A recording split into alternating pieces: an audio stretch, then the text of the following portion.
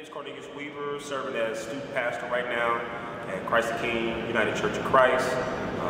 Been here for the last about 3 or 4 months, serving underneath Pastor Traci Blackmon. The message this morning after this decision, talk to me a little bit about life in Ferguson, pre-Mike Brown, the conditions that Reverend Blackmon talked about, mass incarceration, the school system, and how you see sort of life after this.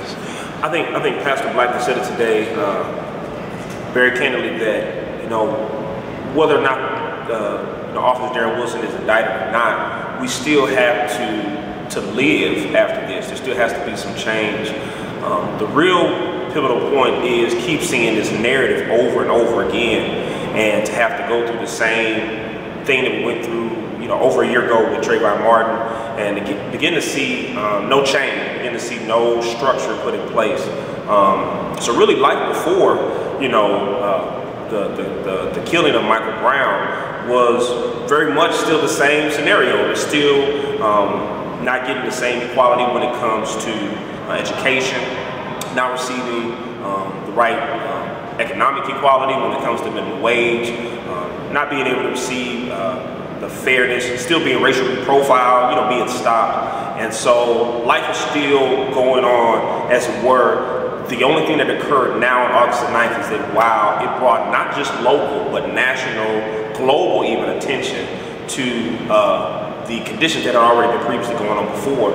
And so now what Pastor Blackmon was saying this morning is that now we are really forced to change. We're forced to confront this evil, which is not just the evil of the police, it's not the evil of black versus white, it's not the evil of male versus female, but it's the evil that of the systems that have taken over us as humans and not seeing one another as human.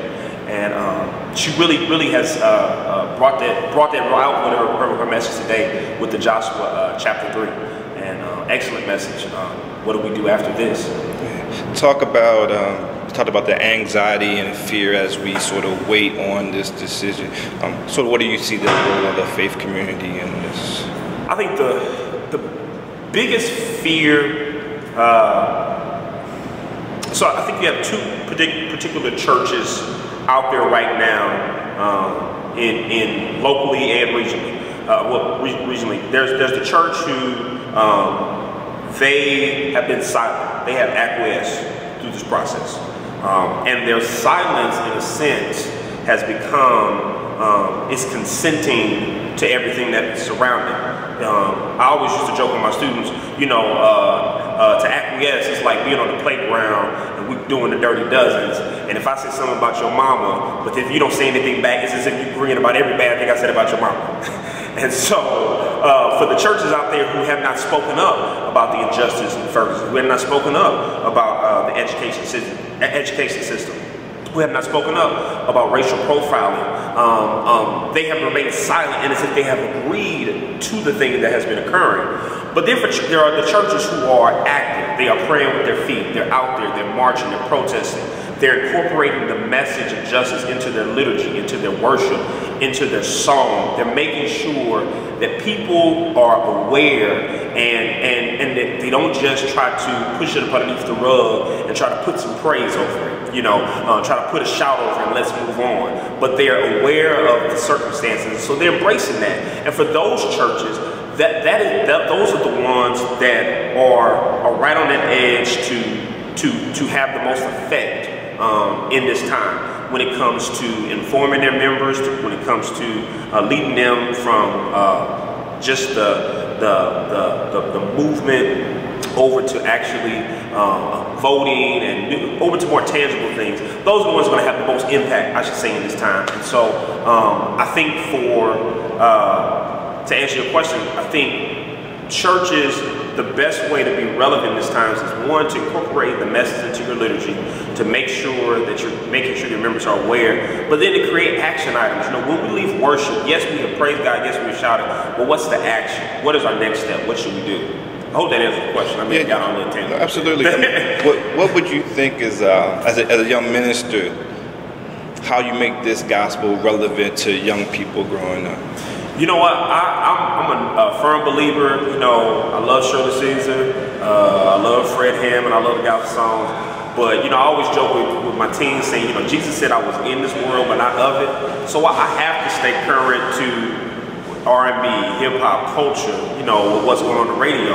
And then I try to incorporate that into my sermon.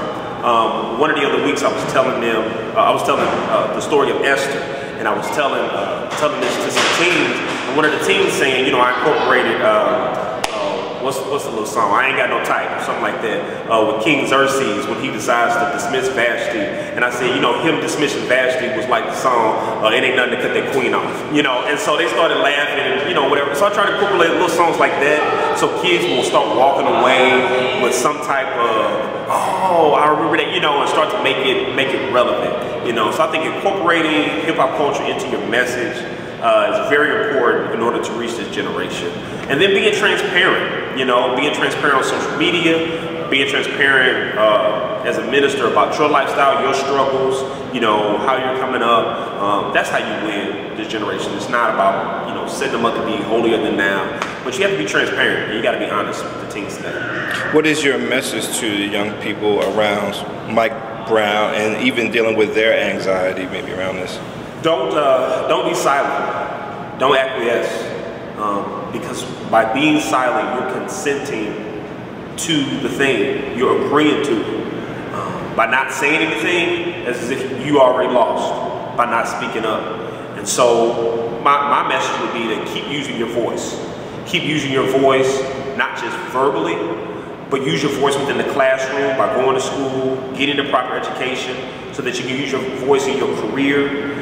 Use your voice when it comes to social media, electronically. Share, you know, post status, share a tweet, share a post about the media that's going on. But don't be silent in whatever way possible. Never be silent to the things going on around you, because by being silent, you're consenting to the injustices that are going on. What are some of the concerns or ways in which clergy or people around the country can maybe help in Ferguson? Sort of once the lights and cameras and everything may be gone, what are ways that we can still plug in and maybe help in Ferguson? Wow, that's a great question.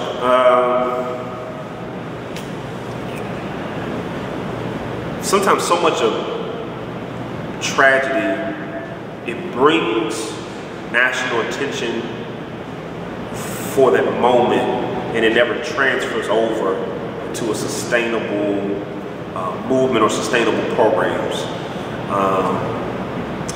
I would encourage groups, much like what Pastor Blackmon was saying today, that if you don't come back physically to St. Louis, to Ferguson, make an impact in the Ferguson where you live, into the Ferguson that's in Atlanta, to the Ferguson that's in Baltimore, to the Ferguson that's in Denver, Ferguson that's in California, New York, Chicago, wherever, that if you can't physically come back here and pour into this particular, which is only a microcosm of greater systems going on, but if you can't come back to this place physically and do something here to impact this direct community, impact the Ferguson where you're at, because this is only, just like I said, the microcosm of everything that's been going on already, and that same narrative that's been being, you know, on repeat for decades and centuries. So go back to your own Ferguson, make the impact there, make a change in your own